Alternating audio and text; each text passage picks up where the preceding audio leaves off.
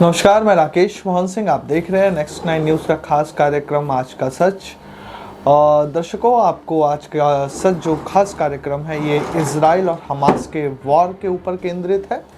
Israel दोस्तों, जो एक उसकी चाह थी विस्तारवादी, शायद उस चाह को हवा दे दिया, मौका दे दिया कह लीजिए हमास ने जिस तरीके से इजराइल के छुट्टी वाले दिन लोगों पर हवाई हमले किए, उन लोगों पर जो कि बिना अस्त्र शस्त्र थे, जो अपने परिवारजनों, अपने दोस्तों, अपने सगे संबंधियों के साथ अपने छुट्टी के दिन को बेहतर बना रहे थे या अपने चाहने वालों के साथ बेहतर समय बिता रहे थे, उसी समय हमास ने इजराइल पर ताबड़तोड़ हमला किया जिसमें कई लोग मारे गए, हजारों लोग। ये कहीं से भी समर्थन योग्य बात नहीं थी।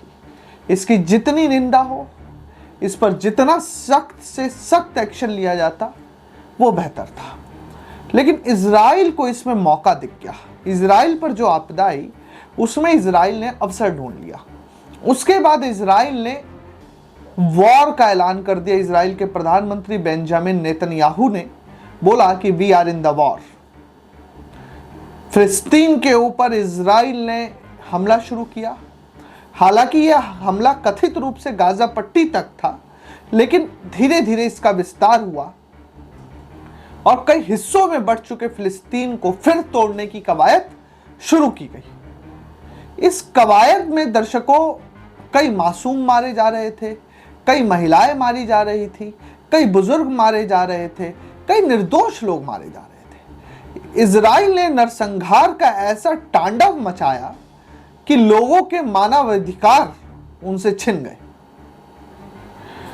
जो लड़ाई एक आतंकी संगठन के खिलाफ शुरू होनी चाहिए थी, उस लड़ाई को इजराइल ने एक देश के खिलाफ बना दिया। इजराइल जो इंसानियत की बात करता था, मानवता की बात करता था, सनातन के तरह ही द वर्ल्ड इन यूनिटी की बात करता था, उसने एक छोटे से अदने से देश को डिवाइड करने का ठान लिया। लेकिन कहते हैं ना दर्शकों, ऊपर वाले की लाठी में आवाज नहीं होती। जिस हमास के खिलाफ ये जंग जारी की गई, उसी हमास को अलग अलग देशों के संगठनों का, लड़ाकू संगठनों का एक तरीके से मजबूत समर्थन मिलने लगा, जिसमें हिजबुल्लाह से लेकर हुती तक सब शामिल थे। इजराइल को आर्थिक नुकसान भी होने लगा। तमाम विषयों पर बात करेंगे आपके साथ। सबसे पहले ये बता दे कि इजराइल जो अपनी टेक्नोलॉजी, डिफेंस सिस्टम पर इतना ज्यादा इतराता था, उसकी हिम्मत नहीं बन पा रही है कि वो हमास में भूमिगत हमला कर सके, गाजा पट्टी में घुस सके जमीन की मदद से।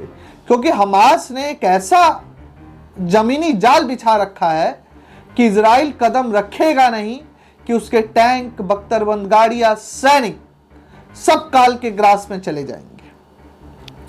इसीलिए सबसे ज्यादा इजराइल हवाई हमले कर रहा है।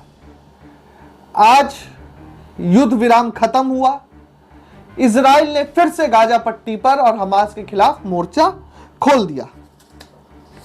लेकिन हिजबुल्लाह, हुती के समर्थन के बाद इजराइल की हिम्मत भी जवाब देने लगी। इजराइल ने जो जंग हमास के खिलाफ छेड़ी थी, फिलिस्तीन को पाने की चाह में छेड़ी थी, जो मजहब और जमीन की जंग थी, वो इजराइल को ही महंगी पड़ने लगी।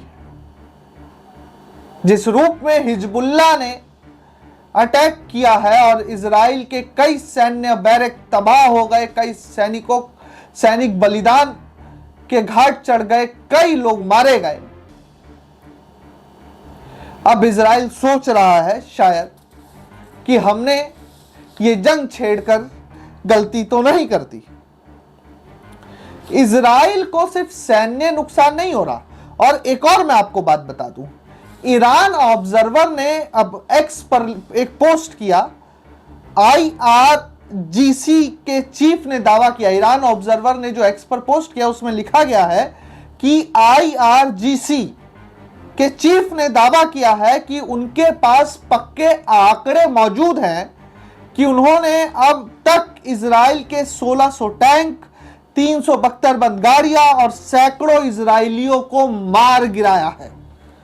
इजराइल जो ये सोच रहा था कि हम फिलिस्तीन और हमास से आसानी से निपट जाएंगे या निपट लेंगे, उनके लिए भी अब ये जंग जीवन के रूप में भी महंगी पड़ रही है और आर्थिक रूप में भी महंगी पड़ रही है। आपको बता दें एक आंकड़ा कि इजराइल के प्रोडक्ट्स को बायकॉट किया जा रहा है विश्व भर में।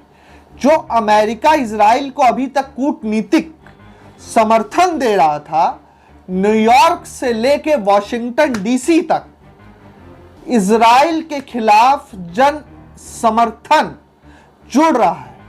लोगों ने एक इस तरह की ऐप का इजाद कर दिया है कि उसका प्रयोग करके विश्व भर के लोग ये पता लगा रहे हैं कि ये नरसंहारी इजराइल में बना प्रोडक्ट तो नहीं है, और अगर है तो लोग उसको वैश्विक स्तर पर बायकॉट कर रहे हैं। इजराइल के लिए ये नया और नई आर्थिक मुसीबत बनने जा रहा है।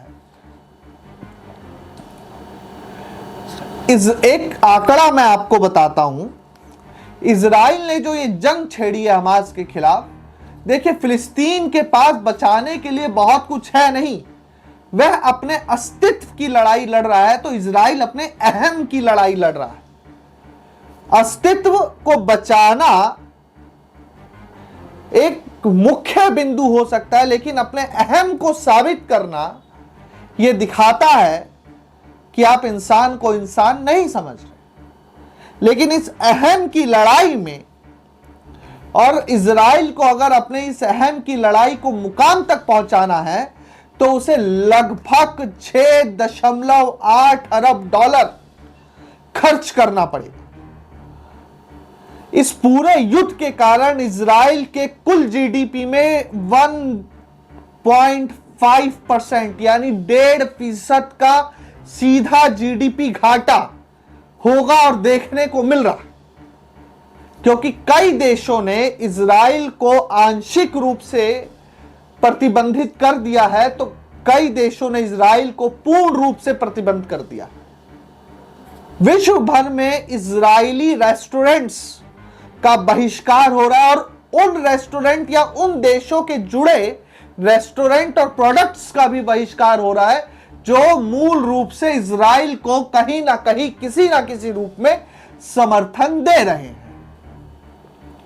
तो जो इजराइल आर्थिक रूप से कमजोर हो रहा है, सैन्य नुकसान लगातार बढ़ रहा है, युद्ध की समय सीमा बढ़ रही है, वैश्विक स्तर पर लोगों के मन में इजराइल के खिलाफ हीन भावना बढ़ रही है, तो क्या इजराइल इन सभी बिंदुओं को देखते हुए इस युद्ध को रोकेगा, इस तबाही को रोकेगा, अपनी लालसा को रोकेगा, या अपने अहम पर पूर्ण विराम लगाएगा, या फिलिस्तीन के मासूम लोगों को मौत के घाट उतार कर ही सांस लेगा?